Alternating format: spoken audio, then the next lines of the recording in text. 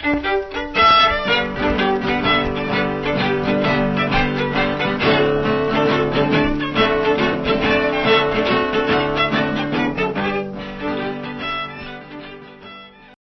we are meeting with Nicolas Martinez. Can you start us out with just a little bit about how did you get started with your family history, or have you always been interested in it? I've always been a history person, and I think I get that from my dad. Not really knowing it at the time, but my dad was really into doing genealogy. When me and my brother were kids, we'd go to the libraries with him, and he would always talk about New Mexico and Mora and his relatives. To the point when we were kids, we'd go to, my dad's from Mora, New Mexico, and we'd go with him when we'd go visit. And we went to New Mexico at least once a year for sure growing up. So we spent a lot of summers there, and he would take us to go visit his aunts and uncles. I mean, mind you, my dad was born in 1932, so his aunts and uncles were, they were, way up there in age. So to people, that were like born in still in the 1800s, and we'd go talk to them. Now, me and my brother's Spanish is poquito, so they'd sit there and speak in Spanish, and my dad would ask them questions about the old times, and I'd understand a little bit of it.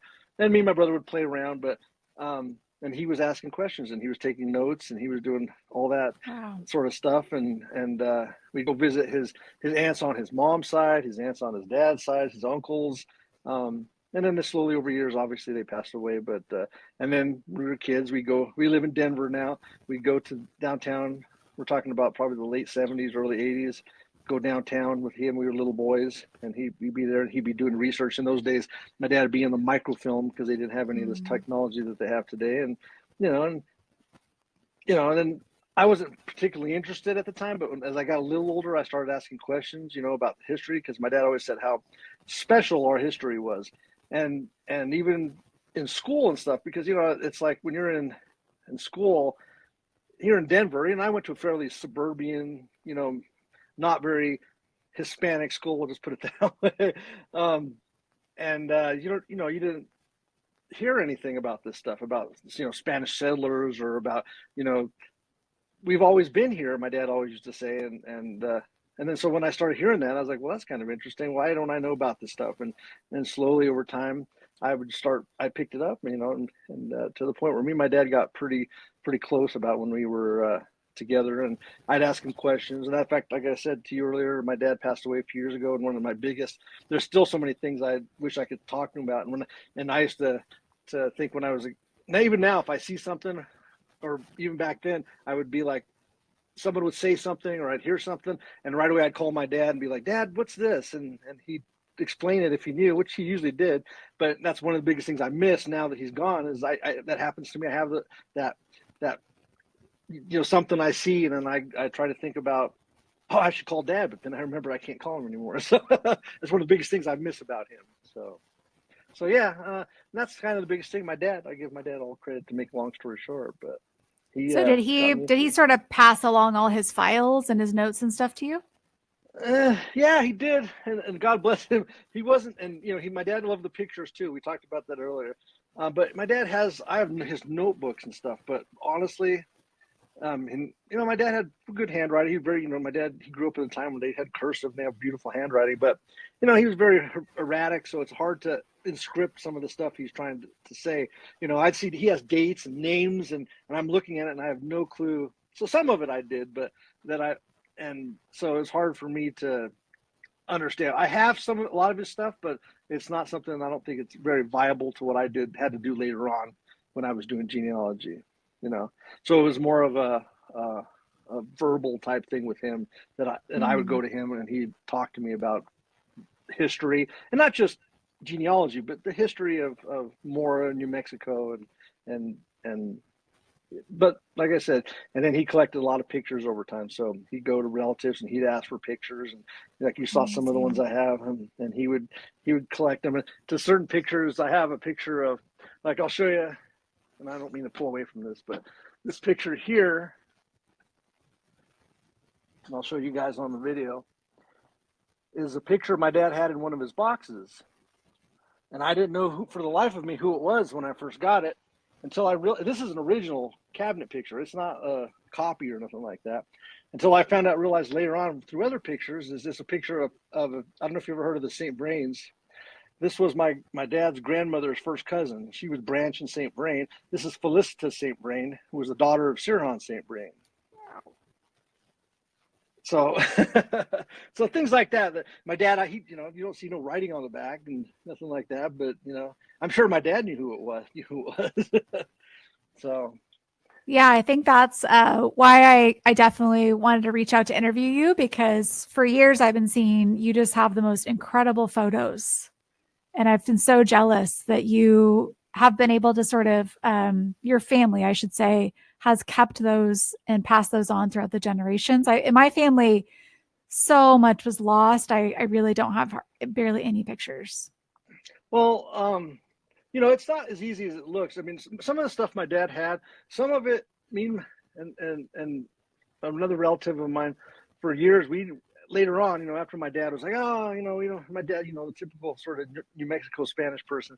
After a while, no, I don't want to, but me and my cousin would go visit, and the ones we could have, like I was telling you, the older people, we'd go revisit them, and we'd ask to see pictures, and to a lot of these older people back then, a lot of them had passed away. These pictures weren't of our family. These are family members. These pictures weren't to them. They weren't old pictures. So when you say, hey, you got any old pictures? And to them, it's like, well, that's not old pictures. That's, that's my dad or that's my uncle, but so you'd have to be careful. And some of them some of these older people, cousins and distant relatives would be more, forthcoming with that type of stuff. And some of them were very, very protective and didn't want to, no, I don't want to. And there'd be multiple visits to people, cousins and older cousins and relatives of my dad, and multiple visits to them, and be persistent, and then after a while, we get some of them who would open up, and they'd finally open up their photo albums or whatever. And in the old days, me and my cousin, who used to do this together, we didn't all we had was Polaroid film cameras, you know what I mean? So, because they weren't going to give us the pictures, and we'd take Polaroids, and we'd have really bad, until later on when we got our digital cameras and all that stuff, where you could take a picture of a picture and it'd come out almost like the original. But so I have some bunch of fuzzier stuff that later on I didn't get copies of, so that are not the greatest, but they're what I have, and I'm happy that I have those. So going back to, so you do speak a little Spanish. I'm better now. I've been to Spain a few times. So I took my dad once, and I've been to Spain. Me and my brother, we used to go when we were younger, drive around. So I learned a little bit better when I was doing that. But my Spanish is, it's poquito. I can get by, but not. My dad could speak fluently. My mom can't speak Spanish. She grew up in a Spanish household, but she didn't speak Spanish, and so in the household we didn't speak. But we went to New Mexico; they all spoke Spanish, but we didn't speak Spanish as a first language in the house, not at all, really. So, so my Spanish is sad. I wish I could speak better Spanish. Did your dad try to speak Spanish with the people in Spain? Oh yeah, he did really well. Yeah, he he would fit in really well. Like I said, we used to go, and we'd go to restaurants, and they'd ask him where he was from, and my dad did really well. He'd be surprised. And the funny thing was, my dad was very when we went to Spain, he was more timid about speaking Spanish. I find that odd. Every time we go somewhere, I'd like, Dad, ask them this or ask them that, and he'd be timid about it. And I think because you don't realize, like, not only there's a little bit of word difference, and basic Spanish you can understand, but when we talk, we don't. People here in New Mexico, especially, and I'm assuming if you're in like Mexico or Central or South America, but they don't use words for like modern stuff. Like, Dad, we need some film. Ask them if they have film. Well, my dad don't have a word for film, so things like that were. But he would go to restaurants, and he'd be, after a while. We took him once, and he after a while he got really comfortable with it, and he'd be speaking away, and funny thing, he met some Italian women, and we were in Malaga, and that's on the Mediterranean coast of Spain, and he said he can understand them better than he can understand some of the Portuguese people and stuff. So it was good, and yeah, he was very he could understand Spanish very well. So. Did they think that he was from a particular area in Spain based on his pronunciation? No, they didn't say too much. Like I said, it was very, very communal, very, very fluent. You know, they'd ask my dad after a while. I mean, I think they could tell from his accent that he was not from Spain, because, you know, I don't know if you've been to Spain or you know what it's like there. You know, their Spanish is um, real dry, I call it. You know, and but yeah, they didn't ask him anything. He would fit in real. Now I laugh at, there's little coffee shops in Mora and stuff where the old people go. When I was a kid, you go to the coffee shops in Mora and the old men go there. Even to this day, you go to, we're talking about Christie's, and I know Christie. I think they sold that now, but they go in there in the mornings, and there are other coffee shops when I was a kid, and the old men would sit in there speaking Spanish, drinking coffee and smoking cigarettes. We'd go into these little restaurants in Spain, and it'd be like my dad could just, those people could just sit in there. I could be in Mora, and it would be like there's men just sitting there, you know, drinking their, obviously a little more, you know, cafe con leche type things, but and smoking cigars or cigarettes, and they would be, you know, like I could be in Mora sitting in that little coffee shop and on the main road there. So Are both of your, or I should say all four of your lines from Mora? no, my dad is from Mora, Martinez and Maes, Maes, Maes, Mm-hmm. and then my mom is and this is where her main name is Barcelona, Hmm.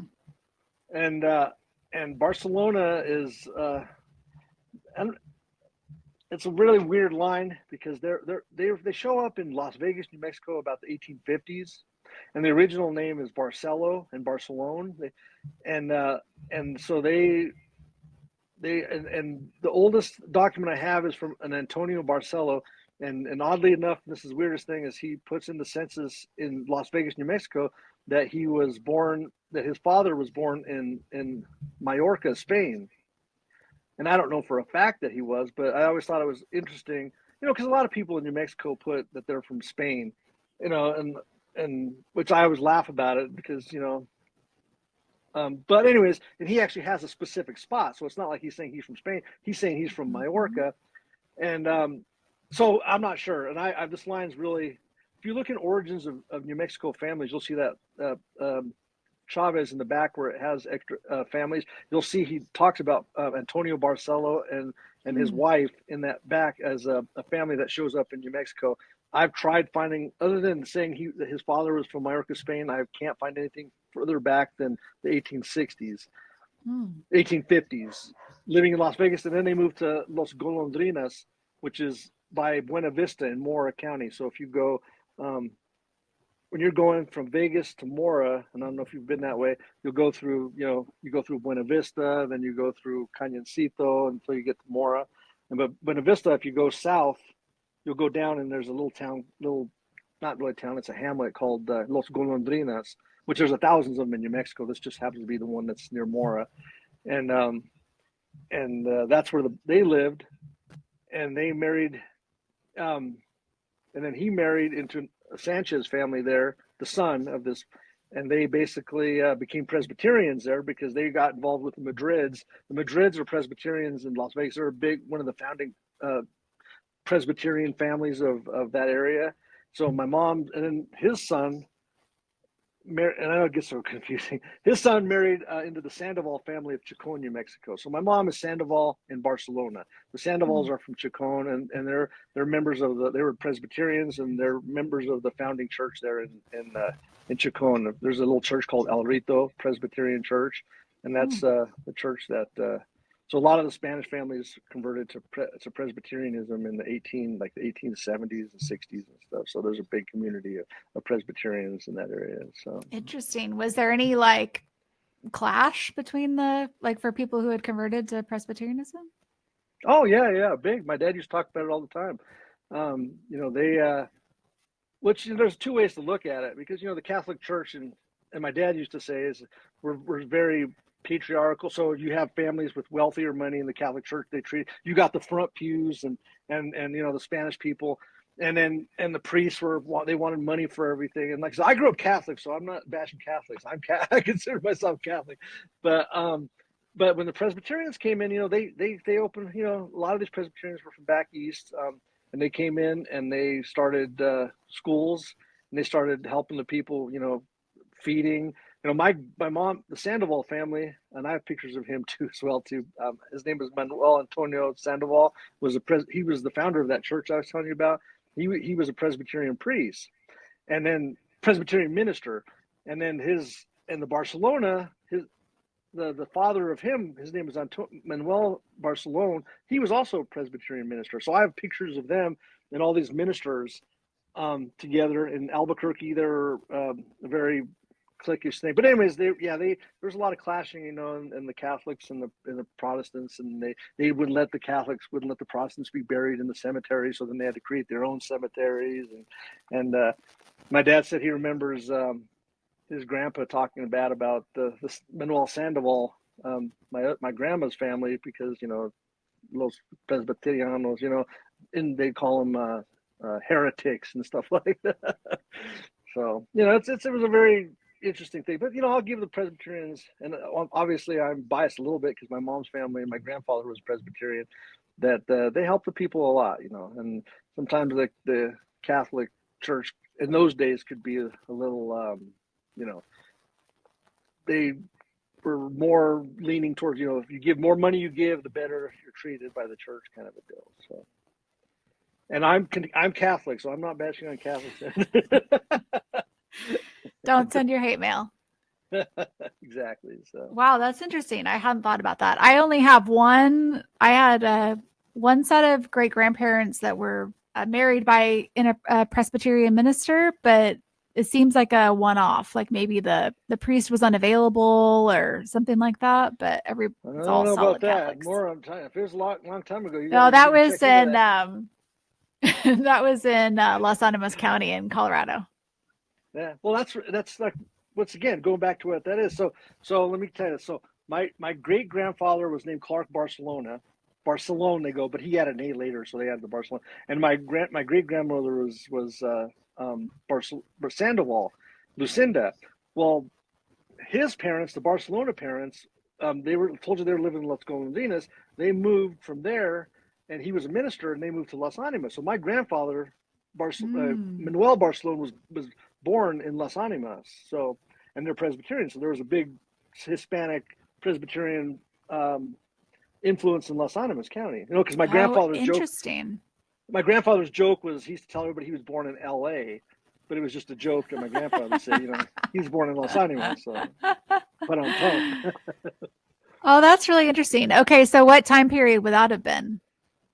Oh, let's see. So probably the 1890s up until the 1920s, because my grandfather was born in Los Animas in 1922, 21. Oh, okay. My so that was my Sanchez and Gonzalez side. They were at Rayado and Ocate. And then they went up to Las Animas County in like 1870. Yeah, a lot of Which those families were I moving. think that corresponds to when Maxwell, there was the issue with the Maxwell grant and they were all kicked out. Yeah. The people who were either working on that land or were squatting there. I want to do an episode on the Colfax County War. So that's interesting because we actually in May just did a trip up there to like that settlement of the old Trinchera Plaza where people came from, like Rayado and Ocate up to that, and it's very remote, and it's just I love fleshing that time period out a little bit more. Hey, So you might want to check into the Presbyterian records. There's a Minalt a menial library in Albuquerque that has a lot of Presbyterian records. And I got a lot of information from there. If anybody's out there who has Presbyterians, and like I said, you might not heard it, but there is a large Presbyterian, Spanish people who are Presbyterian, and a lot of them don't know about the records that they were kept. Obviously the Catholics were much better at keeping records, but the Presbyterians kept a lot of good records as well too. So and I've got I have a photo of my great grandfather, and I would grab it for you, but I don't want to leave the podcast. And I got it's a big picture of all these ministers in 1903, and they were having and both my grandparents, my great grandfathers, Barcelona and Sandoval, are standing right next to each other, And I'd never seen that picture before. The guy sent a copy of it, and finally I went down there Oh and I my got a gosh. nice copy of it. So, and What's the name of the library in Albuquerque, you said? the Menial Library.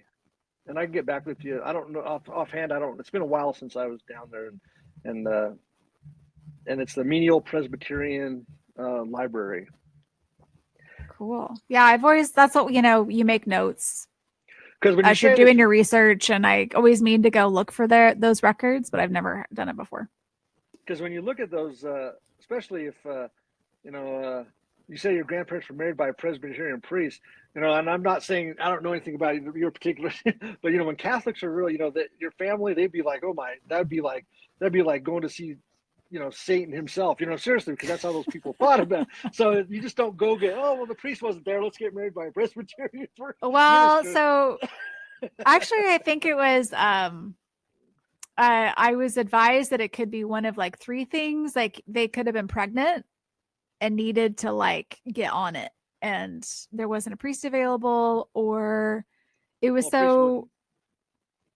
yeah, or that, or yeah, Yeah, yeah. or the there was some other reason that the church wouldn't marry them, or it was so remote that the priest wasn't going to be there for a couple months or whatever. I'm not sure, but maybe if I do find the records, all the juice will be in there.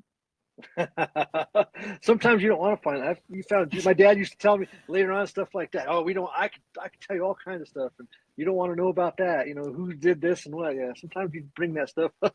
The older people would be the ones who'd be like, don't we talk about that? We're not going to bring that up. Yeah, Your no, great I great think grandfather had a your great great grandfather had a half. You had a half brother. Or your dad had a grandfather had a half brother. So yeah, nothing. no, I think all of our ancestors are probably rolling around in their graves because, the era of secrets is over. Oh, it is definitely. There are no more secrets. They're all coming out with all the Yeah, DNA and all that kind of stuff. So, I I think agree. I think it's healthy. It's good. And then real quick, and I'll follow up. My grandmother, my mom's mom is Torres, and they were a fairly well-to-do family too. They were from Pajarito, in just south of Albuquerque, and they lived there for. So they're a family. So that family I've traced all the way back to Diego de Torres. They're one of the founding families of Belen, and I've traced them all the way back there. But they moved to Denver in the 1920s. My grandma was born in at Sacred. She was baptized at Sacred Heart Church in Albuquerque. But yeah, the Torreses were, they were my mom's grandfather owned a lot of houses over in West Denver, and they moved up here. I have a picture of my grandma and her brother and sister in a little wagon, and the wagon says 1922 or something on there, 23. They're all like little girls and stuff. So, and that's the only family. So I would say I'm 3/4 Rio Arriba and 1/4 Rio Abajo. I remember when I was just getting started with genealogy, and I made a post on the group that said, when you're just getting started, I feel it's a dumb question now, but what's the difference between southern New Mexico and northern New Mexico? And somebody did explain like the difference there with the geographically, but there were a lot of hilarious answers, like the either you're rooting for the Broncos or the Cowboys. Well, it's funny. I was just having online. I was just having an argument with someone. Not an argument, but we were laughing because there was a picture of what chicharrones are, right? Mm-hmm. Like little fried pork fat. But well, and there's a picture, and it was a New Mexico. I'm from New Mexico thing. It just popped up on Facebook or something like that, and it said a picture of frying chicharron, which is pork fat, and then they have a picture of pork rinds. And it says in New Mexico, chicharrones are this, which is the fried pork fat, and chicharrones and pork rinds are like not chicharrones. Well, and I put down there, yeah, I'm from Mora, you're right about that, blah blah. And somebody from Southern New Mexico sends me an email. Well, in Southern New Mexico, this is this and this and that, because it's really a different culture. I mean, Mm-hmm. very very different. I mean, I'd say Albuquerque South is north. Albuquerque North is very much more in common than, let's say, if anything south of Albuquerque or way south of Albuquerque is a different, has a different culture. The Spanish, the way that people think, the kind of, even the kind of foods they eat. They have much more of a tie to to Mexico in their history, and they could be. And I'm not saying that they're not of the same people we are, but I'm just saying culturally it's different over time. Yeah, just things like that, little things. Like fideo. I'd never heard of fideo before in my life. And I grew up in Mora, New Mexico. People I don't know if you ever heard of that. And someone was trying to explain it's like noodles with something, and I'm like, I never heard of Yeah, that. I had totally forgotten about it, but something that I was cooking the other day brought that memory back to me. My mom used to make fideo, and I hadn't thought about it in years, but I did wonder where that came from because I hadn't seen fideo other than my mom making it. I Yeah, haven't and seen it I don't anywhere know, else. and maybe some people did, but I'd never, like I said, and just like corn tortillas, I'd never until like I was at work once, and we had hired some people to come in, and they were eating. I was watching them with their microwaves eating corn. I mean, you ate corn tortillas like maybe, but you would never eat corn tortillas with a mill like you would like a flour tortilla, with chili or something like that. That was just totally foreign to like people from northern New Mexico. But to eat corn tortillas as your regular staple type of bread, that was just odd to me. Little things like that. Mushing your beans. I remember my grandma mushed her beans one time, and my grandpa was like, "What the heck is this?" Because you didn't, and you go to a restaurant in New Mexico, and especially in the northern part, you don't eat refried beans. It's just you eat your beans. Little things like that. You talk about the culture. There's little things like that you really that define northern New Mexico culture. In the foods and the little things that people do. That's what I believe anyway, and I've kind of noticed. Not that any side's good or better or worse than the other. It's just it's different. And I think that's what kind of makes northern New Mexico really cool and special. And we don't want to lose that. And we got to remember that kind of stuff. So you growing up with two Hispano parents, you grew up with some of those like traditional foods and traditions, or what are some things Yeah, that I mean, yeah, my dad could bake, so my dad was a really good cook. So when it came to New Mexico type food, my dad cooked all that stuff, not my mom. My mom was more, my mom was a good cook. Don't get me wrong, but things like biscochitos. My dad would make empanadas. He remember when we were kids, he'd make them. He made homemade tortillas. I still have the bowl, God bless. He has a red bowl that he always used. He'd make his little balls of dough. mm, He'd make his tortillas like from scratch. No bags or nothing like that. He'd put the flour in, and he'd make them, and he'd roll them out, and he'd have his bowls. And it must have been an old New Mexico, speaking of tradition. I don't know if it's a New Mexico thing, but he got an old broom handle, and he'd cut it, and he sort of sanded it, and that was his rolling pin, and he used that for years. And we had rolling pins; we could use rolling pins, but that's what he used. and and let's see what else. Chili. I mean, me and my brother, my dad taught us how to make red chili. In New Mexico, and the green chili is a big thing too. But in New Mexico, or in our families anyway, the red chili was the staple food, and I think that had a lot to do with because it was powder, or they used the ristras and grind the.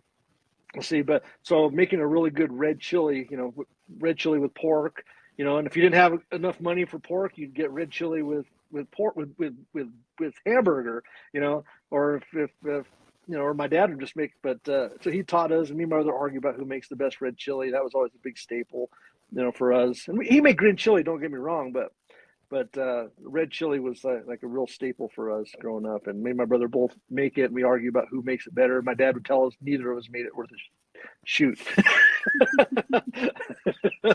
But my dad was a great cook, and we go visit him in the mornings, and he'd fry. I mean, staple New Mexico food. He'd have fried eggs, fried potatoes, red chili, and tortilla. And that was just. I mean, I miss that so much. You just go over, and my dad would start. You want some breakfast? If I just stop by in the morning because I just wait for him to say something. He'd make bacon and stuff too. But and then smother it all in red chili, and very very homey. Calabacitas, a lot of that type of stuff too. We had that. My brother could make it really well. I'm not very good at it, but and so food was a big staple. Of knowing of connecting with that your roots. In New Mexico. And Calabasitas comes more of like an Indian. That's Native American sort of thing. So that sort of ties into your Native American ancestry. What else? the Spanish music. My dad wasn't a big fan of like that modern New Mexico, that he called it like the oompa music. He didn't like that type of stuff. He liked the more, violins. He would tell us about going to the dances in Mora, and they'd have the dances, Mm. and they'd go and do the and they hit all around Mora, Ocate. They go to the dances in Rainsville, Ocate, Cleveland, and Mora, because my dad was from La Corrieta, and if you know anything about the Valley of Mora, they don't really say I'm from Mora unless you actually live in proper Mora. They'd say, I'm from Chacon, I'm from Rainsville, I'm from La Corrieta, I'm from Cleveland, I'm from, you know what I mean? They don't, and so you hit all the little dance halls, and he would tell us about he said, oh, the girls would, they start dancing, but after a while, they bring out the choke cherry wine, the Capulin, and they start drinking, then the fights would start. And because that's what they drank. And my dad wasn't a big drinker, but he loved to dance, and he had a lot of girlfriends growing up. My dad was, and my grandfather, they were people. My grandpa was a really good-looking guy, from what I hear. But and just about the music and the fiddle. They love the fiddle music. There's different families my dad used to tell us about. I wish I knew more about that, but I don't know a lot about it. A lot of those families, a lot of those stories are gone with my dad, but. That's I picture him dancing in the halls with the Spanish music. So music, food, you know, the We just fights. celebrated Christmas. Did you have any Christmas traditions? That tie with New Mexico. Yeah, like I said, the bizcochitos, the baking. Like I said, it was more of a food thing. My dad used to say when he was a kid, for Christmas they would do the the Santos. Santos were a big thing. I have um, and they would go to church, and mass was a big thing for them too. But as far as us as kids, no, I mean things like my dad liked, Mario Cuomo music, so he'd play Christmas carols by Mario Cuomo. So I mean, yeah, he sang "Oh Christmas Tree." Every morning, my dad had the Oh album my set, and gosh. he'd put it on there. Oh Christmas tree, oh Christmas tree. And another New Mexico thing he tells us about the hard candy. And he would tell us about for Christmas they'd get like a bag of peanuts, and the hard candy was a big thing in New Mexico when he was a kid. So I don't know if it's particularly Spanish, but when they were kids in New Mexico, that was a big thing.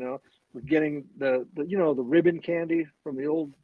But I don't know if you remember that kind of stuff. So it was a big, and they get oranges and peanuts and stuff like that. And my dad would talking about how my dad was very, um, he could build very well. So he would go up in the mountains, and he'd cut down the Christmas tree for his grandparents, and he'd bring it down from Mora, and they put it in. He'd make my cousin Rose, and she's still in Mora now.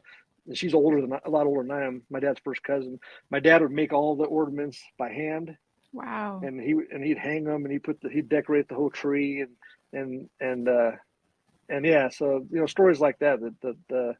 As far as modern times, later on, it was more of the food type of thing. As far as and for my generation, I'm telling you stories that my dad had told me about when he was young, about Christmases and that sort of you know brings back good memories. I had recorded some recordings of him, and he talks about the old days and stuff. Oh, So good. Do you still use your dad's ornaments? I have some of them. I have an old. Well, in Mora, there's a place. The Maes family. So let me go backstory on this. And my dad was born in Mora in La Corrieta. That's where my grandfather had their ranch, which the house is still there. But he was very close. He was the oldest of 12, and he was born in 1932, and he was very close to his grandparents, his mom's grandparents. In fact, you can see their picture back there somewhere, right there. You can see the picture of them. That's an original that belonged to, and his name was Leandro and Virginia Maes. And so basically, he stayed with them a lot. And then my grandparents moved to my grandfather ended up selling the ranch and moving to Wyoming in the 1945. So they moved to Rawlins, Wyoming. So, but my dad was the oldest, and he was so close with his grandparents, he stayed in Mora, and basically lived with his grandparents until he went to the army in the 19. He graduated from high school and then went to the army, and so he he was very close to them. And so they had a lot of big influence on him. So the Maes lived up in Palco, which is Santiago. It's a little church, a capilla, which is on the Mora side by the Cañoncito. If you're coming up from Vegas, when you first come into Mora, if you go left, you can't see it, but there's a church up on the little capilla up on the hill, and it's called Santiago. And my dad would go up there and get the mud, mica, and a lot of people, the Indians in the older days, would make pottery out of it because it's really good for pottery. And my dad had would make crucifixes out of it. I have one of his original crucifixes he made when he was 12 years old, and it's a beautiful. He used old piece of wood. He made it like he was 12. So I've tried to figure out the math, and it's probably from 1944, 45 when he made it. But so he liked doing that type of stuff as well too. So. Wow. Love that. So when did he grew up in Mora, and did he leave at some point to go to Denver? No, he lived there until he graduated high school. He was one of the first graduating class. So if you ever go to the rectory in Mora for the St. Gertrude's Church, you go into the back, there's a rectory back there. You'll see all the classes of the Catholic Church. You'll see the picture of the class of 1952. And you'll see there's only 12 graduates, and their pictures are on there. You'll see my dad's picture on there. And so he was there until he graduated high school. And I don't know if he said he got drafted or he volunteered, one of the two. And he went into the Army, and he was in the Korean War. This was 1952. So and then he ended up in Korea in 1953 and was in Korea. And then he got out of the war, and he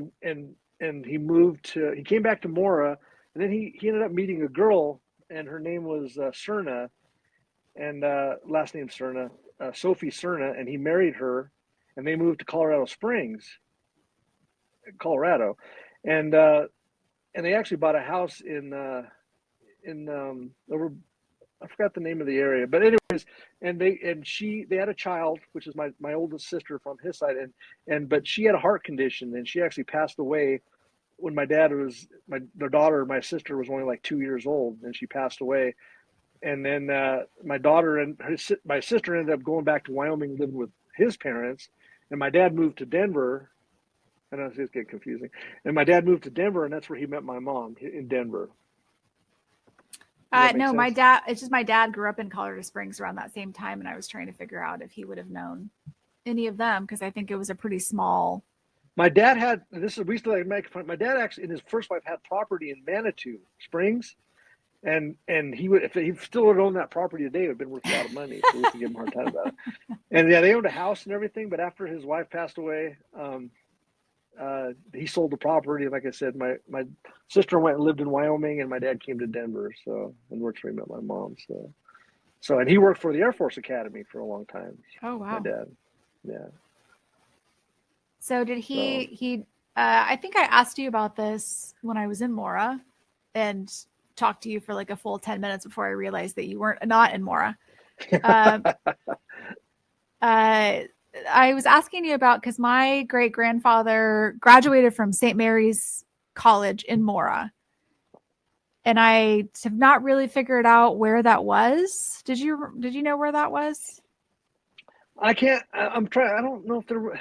See, when you said that, and I've kind of looked around a little bit, but are you sure it was not, because there was a Catholic church. The Sisters of Laredo were in Mora, and they're the ones who ran the church in Mora, ran the school in Mora. Because my dad always talked about Sister Mary Frances, and so I've never seen a St. Mary's Church in Mora. That's why, like I said, I'm not sure. There was a church there and a Catholic school there, but I can't think of a St. Mary's in Mora. And that doesn't mean there isn't. I from what I've looked around a little bit, I haven't seen anything. Well, that would have been in the 1880s. I mean, it might have been I kind of think that I found, when I was looking through some Las Vegas newspapers from the 1880s, like you do. Was it in Yeah. There was an ad for, actually I think there were two colleges in Mora. One was run by some brothers. I can't remember which order. And then there was St. Mary's College. So when New Mexico was vying for statehood, and they put together like a book of representative New Mexicans that was like, hey, look at what we have. We're we got some stuff going on. We got some educated, uh, prominent guys here too. My great grandfather was in there, and it listed his education as at St. Mary's in Mora, Hmm. but I'm I don't interested know in where that. that And was. it's definitely possible. I mean, the Sisters of Laredo were there, and it could have been called St. Mary's Church as well.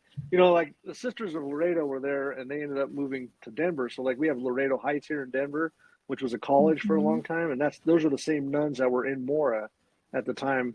And that goes back to the 1880s, so it goes back a little ways back. They didn't move to the Mora, I mean, out of Mora until like the 1930s or 40s or something like that, I believe. So definitely could be very well. So, and then Las Vegas too. So Yeah.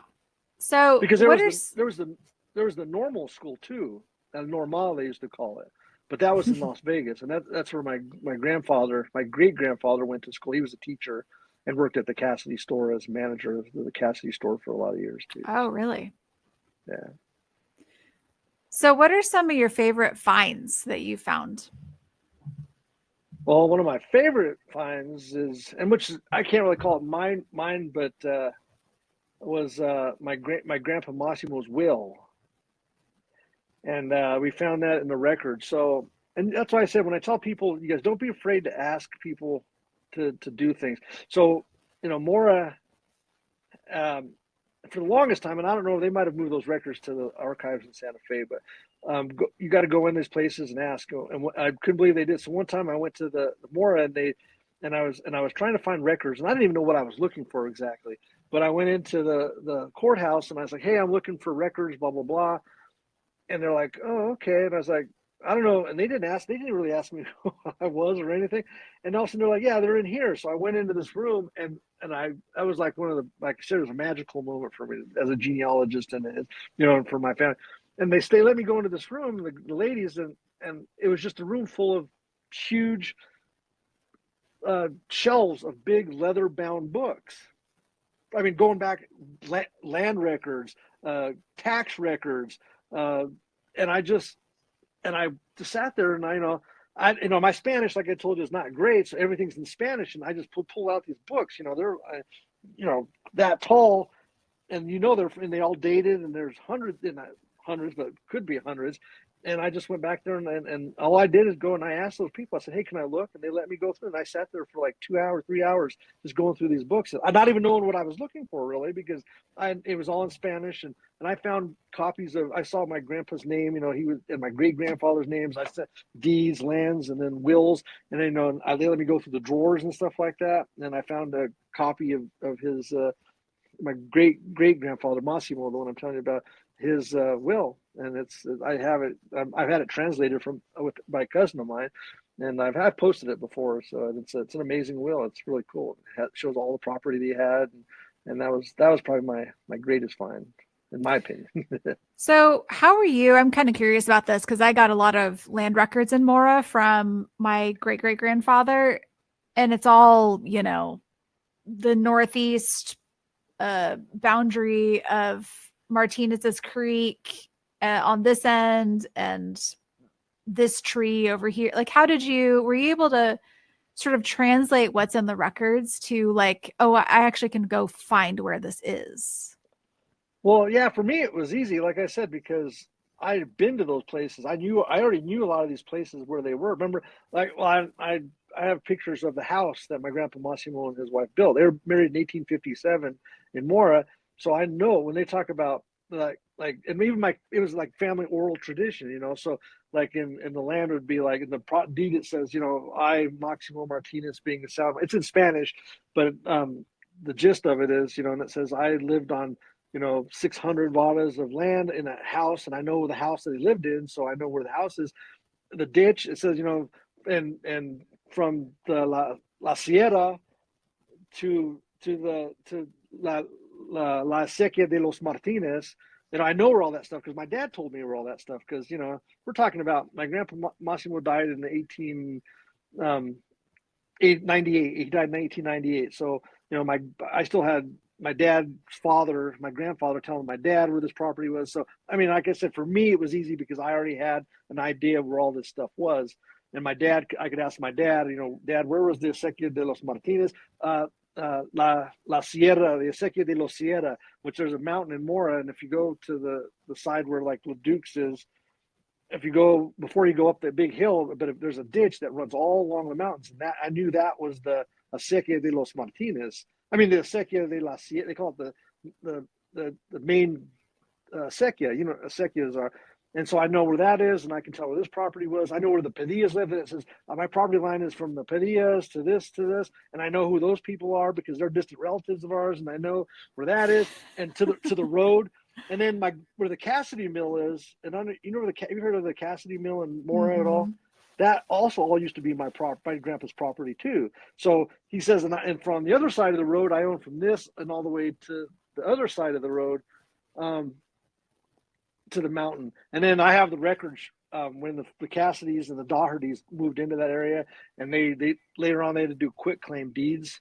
And my dad had this paper that my grandpa had, and it lists all because the Cassidys were trying to get, make sure they got their property settled as far as deeds. And it lists all the people who they bought their property from. And being a whole, it had my grandpa listed, had my great grandfather listed, had my great great grandfather listed, because they at one time they had sold property to the Cassidys. And in the old days, it wasn't really about going to the place, and sometimes it was, but it was more of a shake of a hand, and we own this property, and so I knew where all that was, and so I can, like I said, that makes it easier for me. I'm not going to say it's that easier for everybody else, but that's how I did it, and how I was able to find these spots, to the point where I actually got aerial maps of that area, and I went in there, and I have a map now that I made, and I did the lines, and I can.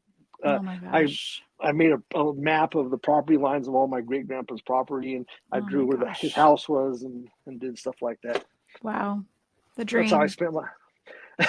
I was pretty obsessed with this stuff for a long time. I've done so much that I'm not as, I've chilled out a lot since then. So but once in a while I have to. so. Wow. I mean, that's the dream. Maybe I just need to have you look over the records and see if you can make any sense out of it, because I have none of that knowledge at all. Oddly enough, I can actually read the old documents better in the Spanish than I can like when I hear people talk.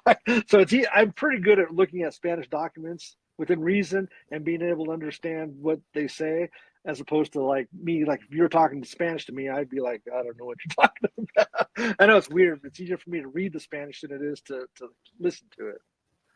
So you're reminding me, because I went and got when I got land records for my family, it was, I think they got a real courthouse now, but it was like in temporary trailers. Yeah, out in buildings. Yeah. Yes, you talking about in Mora? Yeah, it was real. Oh yeah, because terrifying. Before that, because remember I was telling you about when I was looking at those books I was telling you about, that was before they discovered all kinds of mold, and that's why they ended up in those outbuildings. Oh no! So that was the reason why they were in those, because they had to tear all those old buildings down because they were all infested with mold. So oh my gosh! But they have that new courthouse that they built there, and I think they might have transported a lot of that. So people doing Mora history, you might want to go to the archives, and I don't know if you've been to the archives in Santa Fe before, the state archives. They might have, because we have an old family cattle brand, and you can find so many records. I have my grandpa Massimo and my grandpa Nicolas were all justice of the peaces, and so I found like documents of when he signed his paperwork and stuff for when he was sworn in as justice of the peace, because they have all those kind of documents, those records, So like if your grandpa Pacheco was any sort of other than just like part of the territorial legislators, they signed papers swearing allegiance to the United States and stuff like that as oaths of office and stuff like that. Okay, so how did you find those? Did you just do like a search because I feel like this has been real inconsistent, where like I try to do a search for his name at the archives, and sometimes like these like 3 things have popped up, and then another time I'll look and only one different thing pops up. And so like how did you find the stuff that had your ancestors? Well, I go by county and where the counties are, and by county, because you can't go by names. I mean, believe me. Okay, so you just went through the book, like the whole book. Yeah, you have to. Well, you find a time frame. If you're looking for a time frame, then that's where you got to go. But sometimes it's you find stuff outside of the time frames. Don't get set in a specific time, because you really seriously, records can pop up anywhere, wills and deeds and court. My grandpa Nicolas was in court. I find his signature on he was a justice of the peace and signing legal documents and stuff like. Nothing that really matters to me, but you'll find stuff everywhere. Don't get set into like a name, or you gotta like do your due diligence and really look through different periods, and regions. You might, you said your grandpa was in Ocate. Oh no, he was in Cleveland, right? Well, I don't know exactly where he was because I can't interpret the records, but but but anyways, he my was point being, he was a territorial representative out of Mora County for Mora County. and like I said, so look in Wagon Mound. Some, I mean, was he in the Valley of Mora? Was he in? I mean, Mora's a big county. There's different. Yeah. There's Raton. There's excuse me, Wagon Mound. So you got to look. You got to look all over. He could pop up anywhere. I mean, He was sort of like the census records. Or in different records, he's listed in a variety of places, which I think is maybe because he owned a lot of land and maybe I actually don't know now that I'm saying that, but sometimes he's listed as like in La Cebolla. Sometimes he's listed as San Antonio, which I think is Holman, isn't it? no, San Antonio is still like Cleveland area. Cleveland. Cleveland and San Antonio are the same thing. They just Yeah. changed the name to. You're thinking of like Agua Negra, which is Holman. Is Agua Okay, Negra. yeah. So Cleveland. So So you it's got to like look. La Cebolla and San Antonio are kind of far apart. So did they have land, like they had land in both of those places? And one census he was at this house and the other one he was at the other property? I don't really know why. Oh yeah, like I was telling you about my grandpa Branch. He had a ranch in San Lorenzo, in up by Picoris in those areas. So they had they were well-to-do men and they had property. Even my dad's grandpa Leandro, they lived in Mora, but they had a property that was on the other side of the mountain. So yeah, well, there's a lot of different places. You just got to be. Bottom line is you got to be open to looking in outside the old thing, outside the box kind of thing. But just be diligent about that. Don't get stuck in one area, because you really gotta. They could pop up lots of different places. And I know that sounds really daunting, but because there's so much stuff. But sometimes just maybe I'm going to look this county over, or this area over, and see if somebody pops up, And sometimes you'll run into like other family members, you didn't know your grandmother, their uncle lived there, and it's all about that type of stuff, and knowing your names and who and different people, and don't get stuck on one name. Know who their uncles are, know who their brothers are, because you're going to see them everywhere pop up as well too. So That's where you discover that other stuff. It does require a lot more time, which is hard when you live out of state, I will say. that's true. And believe me, a lot of the time I was growing up, I had very little kids too. So we go to Santa Fe, and my wife would be like, "Oh, we're at the," we'd be there at there, and she'd be like, she's not very interested in this stuff too much, so it takes time, and sometimes you just got to do hit and runs. If you're going there for just a real quick visit, try to go in. Because you can't go in there and it's like, I've done that before. You walk in there, it's like, I don't know why I'm here, but I want to find something. But you got to be really, if you don't have a lot of time, focus in on one thing and do that as fast, if you don't have a lot of time, and then go from there. So going back to those Mora land records, there were a lot of quit claim deeds, and I at the time didn't know what that was, and I have since now. That's what you get when, like, I'm trying to get one for my parents' car, because like when they can't use their car anymore, rather than putting me on the title, if I have a quit claim deed, I can, once something happens with them, they can't use it anymore, the ownership would revert to me. Is that what was happening with those land deals? No, the quit claim deeds are just, they're, because like I said, the way they did things is just, yeah, I mean, it's just taking you off the property, saying that you have no right to make a claim on that property anymore. So, but because in those older days, a lot of them, like I said, they didn't do it. I have a bunch of deeds too, especially on the Maes family. We have deeds. I have deeds from the Martinez's, and they're all, some of them are quit claim deeds, some of them are not. But it's just basically saying that you have no right to this property anymore. You're quitting any claim. That's what's in the title. You're quitting any claim to that property, and you have to sign it, saying that, that they have no right for that property. Like I said, and it can mean different things. A quit claim deed can be, like you said, a car, but on property, it's a little more. I think it's a little more in depth about it's just taking you off any claim to any of the property. I don't know. Okay. Okay. So what was in your the will that you found? Was there anything juicy, or it was just fun did it give details about? I know the one that we found for my great-great-grandfather, it was cool because they had listed they had a kneeler, like a prayer kneeler, and then they had 5 santos, so like one for each member of the family, which is just kind of a cool detail that told you a little bit about their daily life. Did there anything like that? Yeah, no, not this much. I mean, he was, like I said, my grandpa Martin. He had a lot of property, so mainly his is just listens his property, because he had multiple properties, and he lists all his property. He basically has, I, Maximo Martinez, and being sick, but a sound mind, blah blah blah, that sort of stuff, and then it lists. I was married to Maria Rosalia Luciana Sanchez de Martinez, and we had these children, and it lists all the names of their children. Nicolas, Perfetta, Infania, Pacifica, and what was the other one? Jesus, and it lists all their names. And I give my son Nicolas and my wife executors to my will, and then it goes into. I had 50. I had 10 horses. I had this property. I had the house with 700 varas of land. I owned a property over here with 300 varas of land, and then he gives the boundaries of the land, and then it tells you how many. Animals they had. I had 15 horses, 10 mares.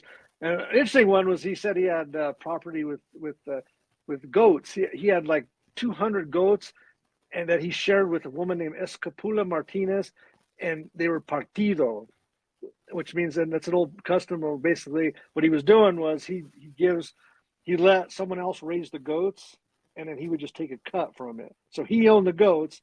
The woman would basically raise them, but he gets a cut from the goats.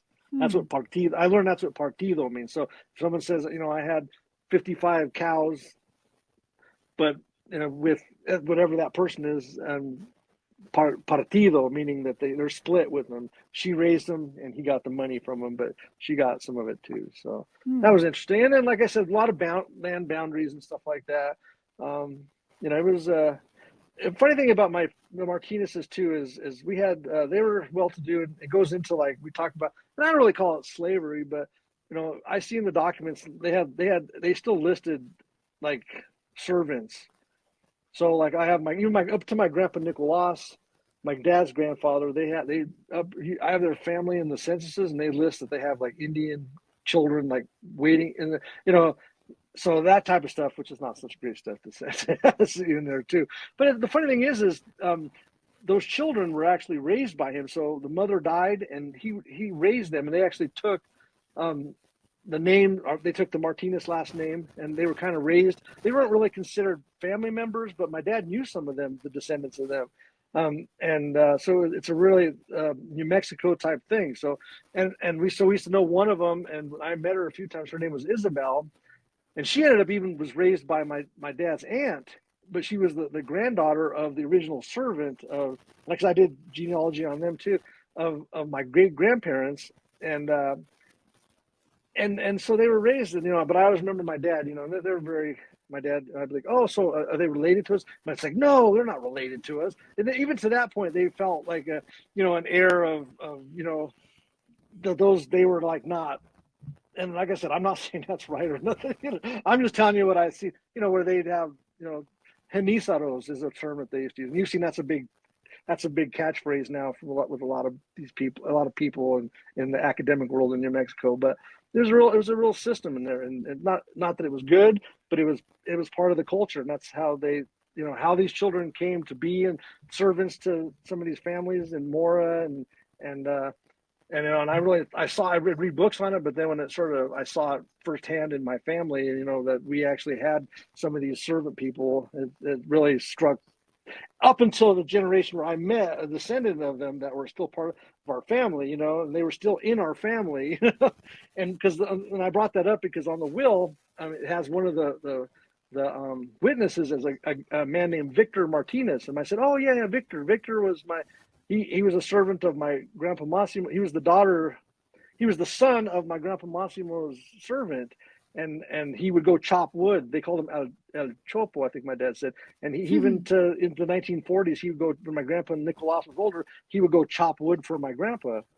And my dad remembers, he taught me stories about that type of stuff too. So, Wow. it's very. So do you think, I know that, because I had the same situation where my family that was in, I think they were in Okate at the time.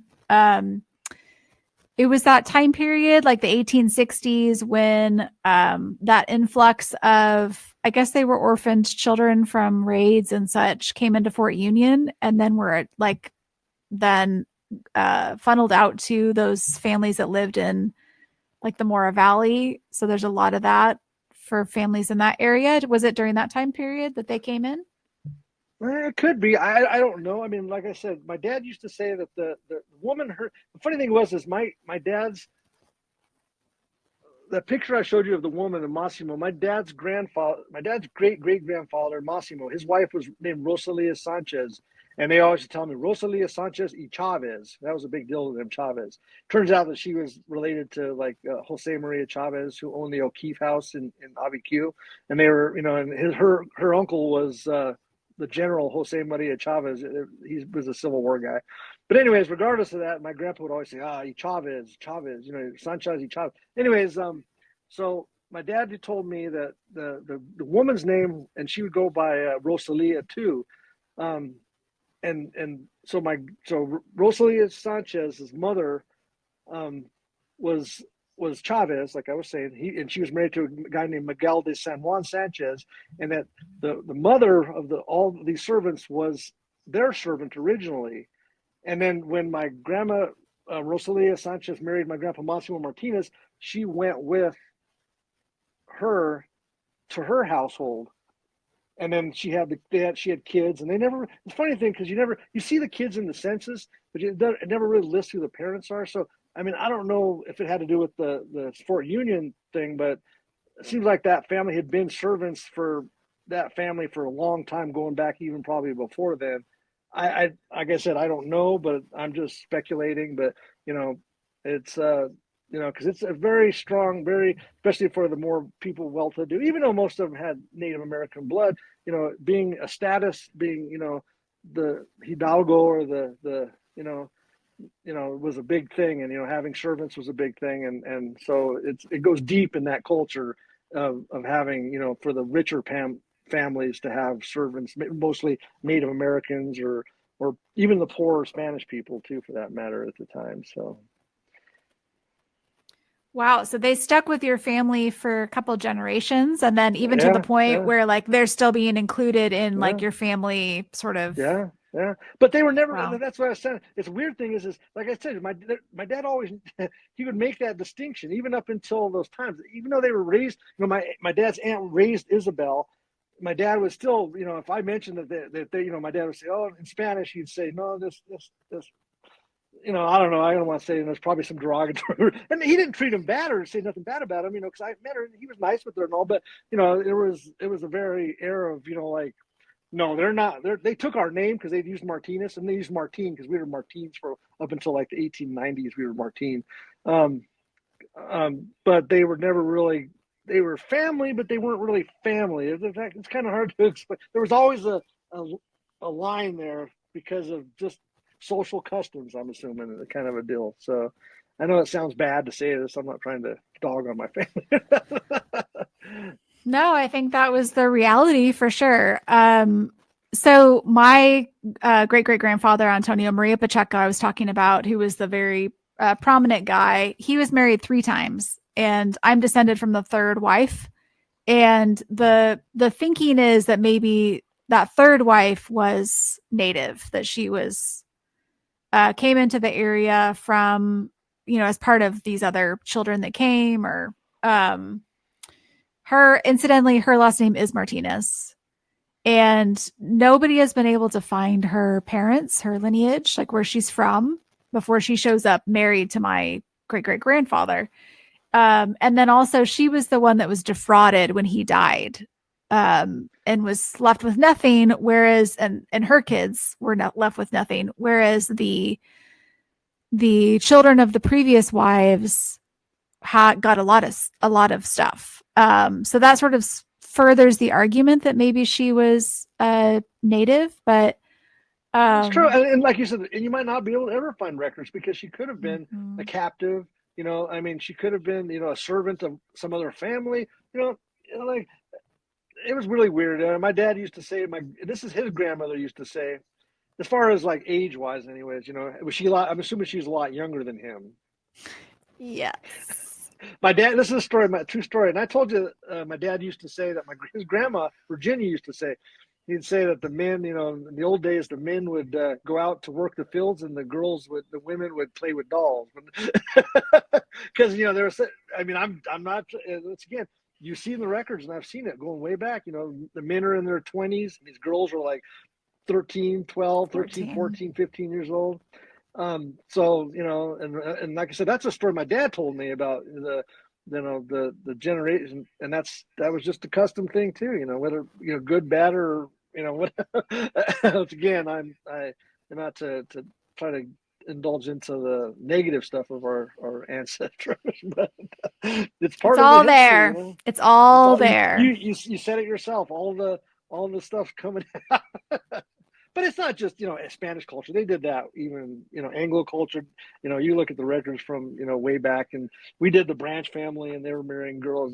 Like I said, it's not a good thing, but it was reality. So I guess Yeah, I think he was in his 40s, like mid to late 40s, and she was, I think, 14.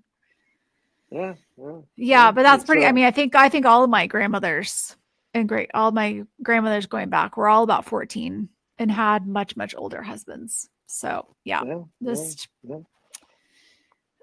Okay, so any other interesting finds that you found over the years?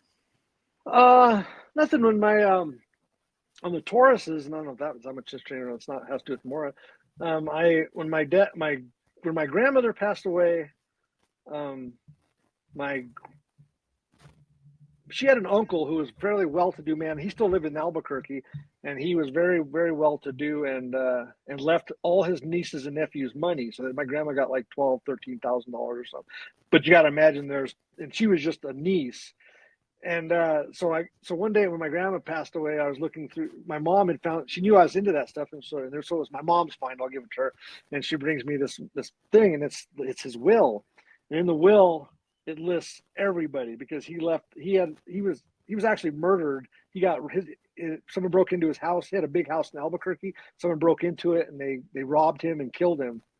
He was a World War I veteran too. But anyways, Mm. and so this paper had everybody. So it listed everybody. So it had his parents, it had his brothers and sisters, who they married, all their kids, and it just listed everything down. And so what I would do, and I know this sounds crazy when doing genealogy, when you're looking for pictures and stuff, is you start going into like phone books and stuff. And if you see a cousin that you never met, and you start going in there, and you start going through phone books, and then you just call people up randomly and see if you're related to. And I actually got a picture of my great great grandparents, Domingo Torres and his wife, and I have it right there actually. And because I ended up finding some relatives there, and they were my grandma's distant cousins, and so that was a real big find for me too. In the So phone book.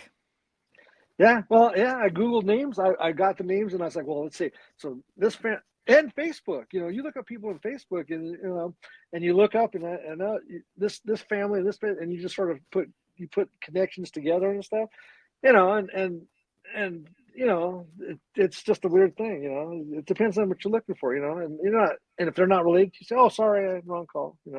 I was looking for a relative of mine, and that type of thing. So like I said, I was into this a lot. So Wow, I love that. No, I was yeah, no, I was featured in a Google article about Latino genealogists who used Google to solve some mysteries, and I was one of them. So I'm with you. I've definitely showed up on the doorstep of a cousin that I hadn't been able to get a hold of otherwise. So I just went to planned a trip around going to Las Cruces. Didn't tell my husband that's why we were going, and just showed up on their doorstep, and it was awesome. Yeah, and and honestly, if they're not into it, and they, you know, because I've had that before where I know I found the right person, and they're just like, I don't know, nothing. I leave them alone. I don't harp on them or nothing like that. I'm not there to push anybody, you know, try to be totally, you know, obviously I'm intruding a little bit as it is, but you know, some of them are really nice, some of them are not, and if they're not into it, and you know, I'm not gonna be some crazy person, you know, every day at their door, and you know, I mean, you know, you gotta know where to draw the line too, without being coming off as a crazy person. So Yeah, and I like we were just talking about that earlier that sometimes it is those distant cousins that have the family photo because that's who you would give your family photo to. You didn't maybe necessarily hang on to it yourself. You know, passed it on, sent it to your relative, and so there's some random cousin who doesn't really know who these people are, and it's the most treasured photo that you had been looking for. I'm with you. I mean, to this day, we're still. I mean, that we found those. And my cousin, her name's Fabiola Maestas. She's a branch, and but see, like so it was weird because and it works easier for me. So my grandfather, and so I told you I'm branch. So my grandpa Nicolas was married Agustina Branch. All right. So she had a brother named Luis Branch, and she married uh, Francisquita Martinez, my grandpa Nicolas's sister. So they're a brother and a sister married a brother and a sister. So it's when I get to that family, I mean we're all intertwined. So that family, so I have all kinds of pictures of my grandpa with his cousins, and they're all double cousins. They're Martinez Branch or Branch Martinez, and so it's easier for me to do. And they had baskets. Remember I was telling you about that? Even to this day, she has baskets full of photos. Half of them she don't even know who they are, and she let me and my cousin go through them one time, and that's how we found the tintypes. And and other pictures of art, like she had a family photo of my grandpa Nicolas and his family, but with my grandpa Wow. in it. And but there's other pictures in there, you know, in the back it says my grandpa Massimo's cousin, but we don't know what cousin or who they are. And there's Mm. just baskets full of them, baskets and baskets full of them. I mean, fortunately, we found a lot of them that we did know who they were, you know. And Fabiola, this person I'm talking about, she's a cousin of my dad's, and and she's from the Branch Martinez. So her great grandparents, her grandparents, and my dad's grandparents were brother and sister brother. So she's descended of the Martinez branch, and my dad's branch Martinez branch, and she's Branch Martinez. So that's just the luck of the draw. Everybody can have that happen. So, and I wish I knew all those pictures are, you know, and she's real nice. And I have a big portrait of him up there. I'll kind of show you that one up there, that big one right there. Yeah. That's she has the original of that, and then my grandpa Branch, which is that one right there. That's Alejandro Branch.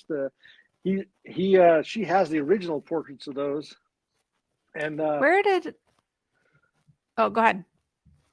she has the originals, and she let us borrow those, and I'd made copies. I took them to a professional place to make copies and stuff because they're like half picture, half charcoal. You know, they sort of did it that way. So, and so you know, you get what you can. You know, and you know, even to this day, once in a while, I don't want to bug her too much. I'll be like, hey, maybe I should just let me go. Maybe I missed something. I always think I missed something.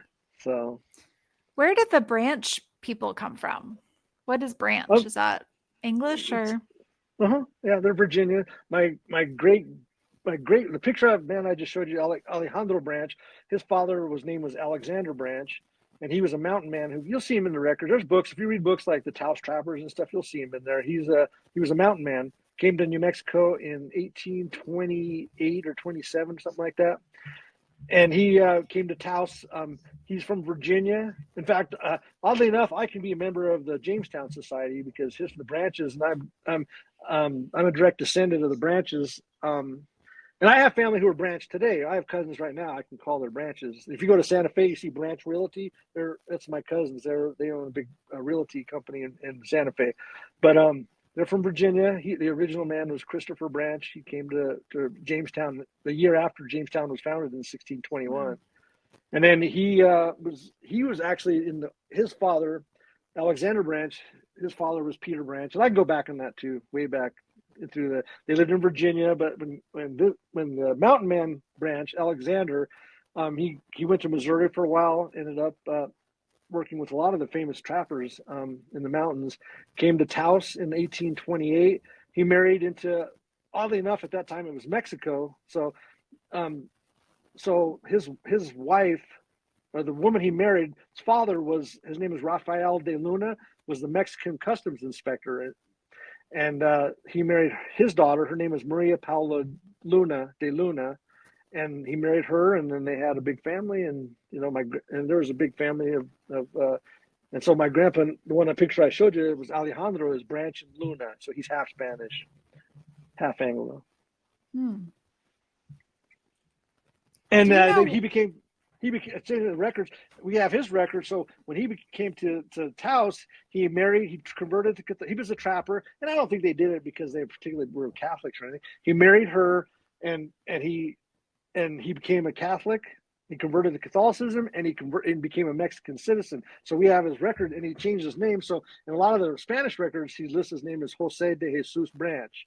And in New Mexico, they put the E at the end, so they say Branche. Even in my dad was young, I remember my grandpa then we talked those Branches, todos Branches.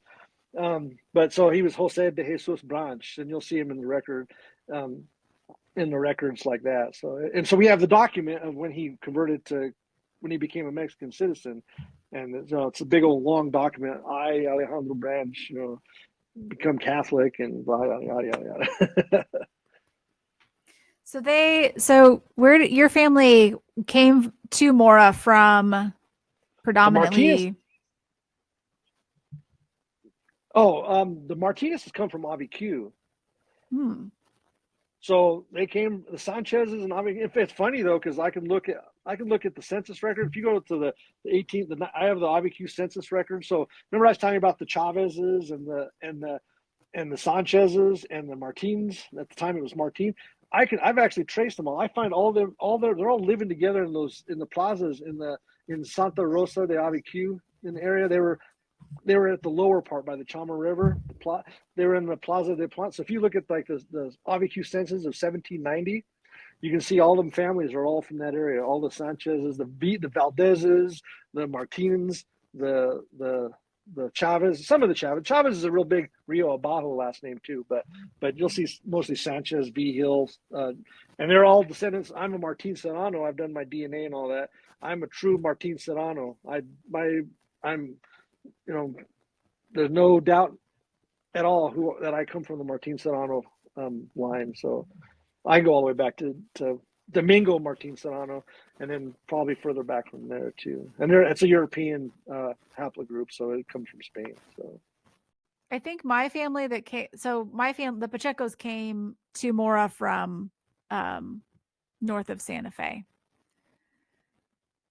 And it's interesting because he was also a territorial legislator representing Rio Arriba County when he lived in La Vallita, which is right by Los Luceros. And then he seems sort of abruptly to move to Mora. And I think we really still are a little puzzled about that move, Well, like Los Luceros is right there by Abiquiu, by Española. You know that, right? Mm-hmm.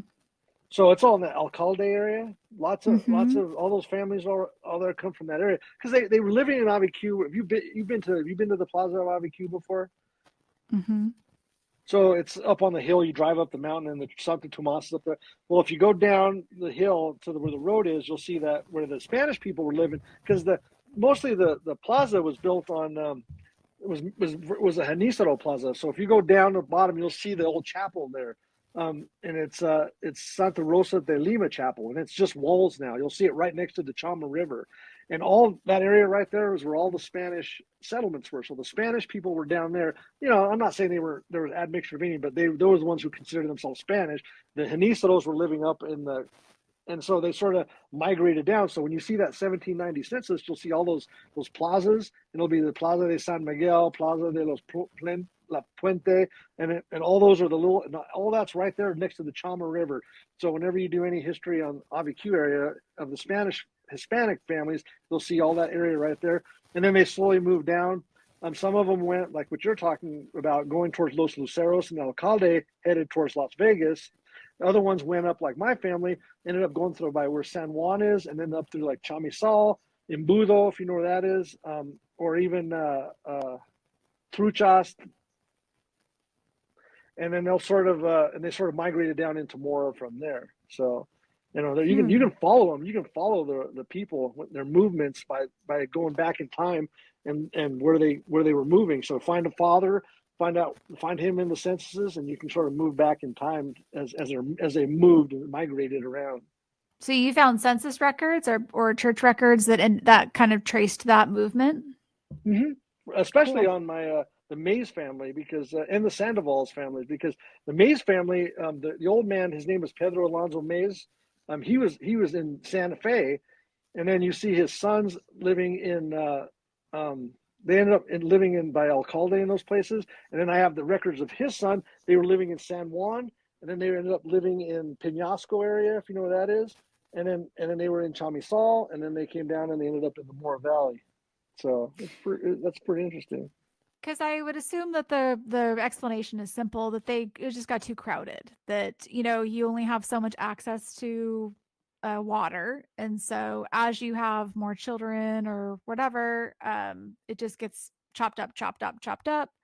And Oh yeah, yeah. so at that time, Mora, the expansion into Mora, they just needed more space. Yeah. I mean, but I mean, like we're or like other things too. Like I was telling you about the Martinez's. So I've actually found the movement of. I found the record. So my grandpa Massimo, the one I showed you about, his mother's name was Pascuala Trujillo, and his father was Pedro Antonio Martin, and they were married. And I have their marriage in Abiquiu. And so what happened was he died, and we found, and she actually moved. She married a second time to a guy named Mariano Cerda. She had a child, and then the husband died again, and then also the child died again, and then all of a sudden in 18, I think it's the 18, what is it, the 1840 census, she shows up in Mora, and we don't know why she's in Mora, but we have her records, and she moved by herself as a single mother, and she had 3 children listed. She had Manuel, Maximo, and a little girl, and she ended up in Mora. We have no idea why she ended up in Mora. She had married, her first husband had died, my descendant, and then she married again, and he died, and she had a child by him, and the child died, because I found all the records for them. And then all of a sudden she shows up in Mora, right, not too long after the Mora land grant. The only thing I could think of is she was a Trujillo, so maybe she had relatives or something, but she just sort of shows up in Mora, and it's just the weirdest thing. And she, her 2 sons, the daughter sort of disappears, but my grandpa Massimo and his brother Manuel, his older brother, they ended up getting property up in like Agua Negra. They were living up, and they just sort of show up. So I mean, weird things like that. But we can find all the records in Abiquiu of her life before she moved to Mora with her husbands and the children and everything. So very interesting stuff. So what do you consider your brick wall? Is it your Barcelona side? Oh, that's the biggest brick wall I have. That someday, I mean, I maybe I need to go into. I've looked in Mallorca a little bit, trying to find names of Antonio, but there's Barcelo. You'd be surprised, is a very Mallorcan name too. Because the name started out, like, even if you go to Las Animas or you look at the records, you'll see Barcelones. They go by Barcelona. So my grandfather went, and his father went by Barcelona, but his cousins went by Barcelona. And I used to argue with them because they used to be mad, thinking that the Barcelones dropped the A and it's really Barcelona, and they dropped the A, but it's the opposite.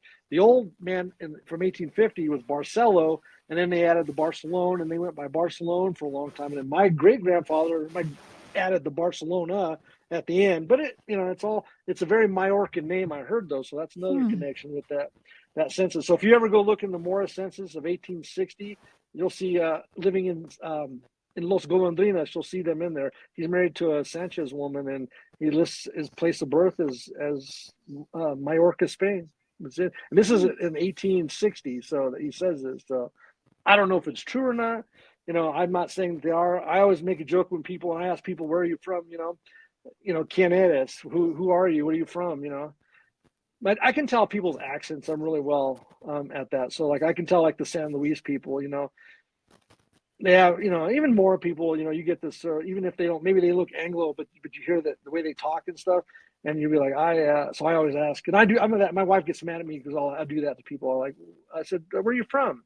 Especially if they're have a Spanish last name, and most of them will be, they're like from Denver. I was like, well, yeah, I know you're from Denver, but where are you from? I mean, where's your family from? Well, this was so fun. I'm so glad that we got a chance to talk for more than I think I was in a cemetery last time I talked to you. So this was good to actually sit down and talk all this through. I'm so glad I got some of the stories behind all those awesome photos that you post that I'm just still really jealous of. But that's actually makes me feel a little bit better, because it wasn't just that you had the same house in your family for generations, and so all these photos just accumulated. It sounds like you and your dad actually worked for those photos. Yeah, and I give my dad most of that credit. God rest his soul. He loved his history and he loved his family, and he knew to preserve that stuff. And I just happened to be interested in it. My brother, and he's just we were not quite 2 years apart. I mean, he's interested, but for the most part, I mean, he's like, eh. And I love history. I collect militaria. I'm big into that type of stuff too. I like to read a lot, and so I'm just and so I love all history, and I don't love just the boring pieces of it. As far as it's just not about names and putting them with dates and stuff like that. I like the history of it. I like the stories, because it's special. And I've been asked a couple of times to talk at schools and stuff like that to, Spanish kids, and it's get the New Mexico here in Denver is getting a little less and less. It's a lot more people from Mexico, so it's really big to preserve that northern New Mexico culture, because it is kind of going away. My biggest thing is my dad's Spanish. I can't speak Spanish, and I have some of my dad's. I just wish, there's words. And a quick story is my dad would help me with my Spanish when I was in high school in Spanish class, and he'd get it. They'd mark it all wrong, and I'd bring it back, and I'd think, oh, and he'd get mad, and I'd just laugh. I was like, I'm going to tell you, Dad. And my dad could write in Spanish too. My dad could speak and write in Spanish. So, but that was just a funny thing. It's just a culture, to preserve. It's very unique, and be proud of everything that you are. We're a mixture in New Mexico, even in the northern part, Mora, especially. If we have the Cassidys, like I was talking about the Cassidys. There's Jewish blood people who came later, German Jews who moved in, and they're intermixed with there. You go to the cemetery, they're going up to Luke's, you pull over, and they didn't let them bury him inside. I have cousins who are married into the Regensburgs, and they're a big family in Mora too. The Cassidys, who were Irish, who came during the 1860s. Mixed in with the Spanish families, so I have cousins who are have, Anglo names, Allens, the Dohertys, the French, the Ledukes, they're all mixed in, and it's a big, beautiful culture that has lots of different, and it's kind of, going away a little bit because of this older generation who can connect to it. My kids, they grew up in the suburbs of Denver, and I try to teach them, my little one wants to learn how to make chili. I hope that's about as close as I'm getting.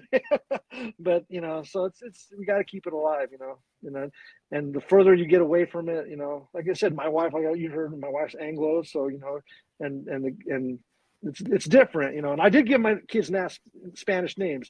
My little son has a Spanish name, and my daughter has a Spanish name, kind of, and my son have Spanish names, but you just got to try to keep it alive as much as possible.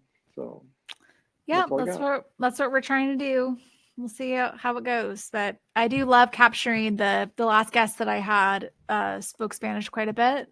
So I hope we can get some more of that documented. Yeah, there's a couple projects going around too, and there's a really good article, and I was going to bring this up too. My friend, Virginia Sanchez. Mm-hmm.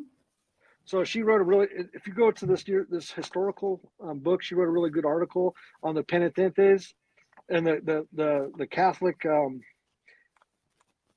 So, because I gave a picture of it, so she has one of my pictures in there. But the Union Catholica Hall in Mora, and there's a really good article on it. So I figured I'd give that to her. So it's in the volume 98, number 2 of the spring of 2023, an article by Virginia Sanchez. I'm just giving it a plug because she don't need a plug. She has some really good books out there. But and it's a really good book if you guys are interested in that too. So What's the book name?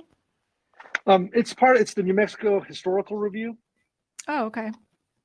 Cool. And it's called In Faith, Charity, and Unity and Enlightenment. The Catholic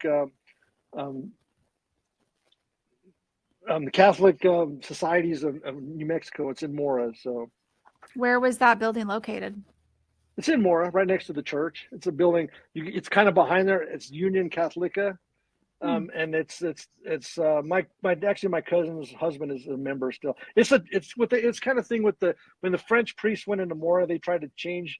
They didn't like the penitentes, so they tried to make their own organizations. So that's what that is. It's a good organization. Don't get me wrong, but there's an old history of it, And one of the pictures I had that I can kind of show you a little bit here is you see the brotherhood in there and stuff like that. But it's a really good article if you guys get a chance to get the Cool. New Mexico Historical Review. So, Okay. And I thank you for having me. I appreciate it. And if you ever want to talk again, just let me know. All right. Thank you so much. Thanks for listening to Luminaria. You can reach me at luminariapod@gmail.com. Our intro and outro music is of Varsoviana, performed by Nieves Anaya and his daughter Ernestina Anaya at Arroyo Hondo, New Mexico in 1940. It's part of the Juan Bautista Rael collection at the Library of Congress.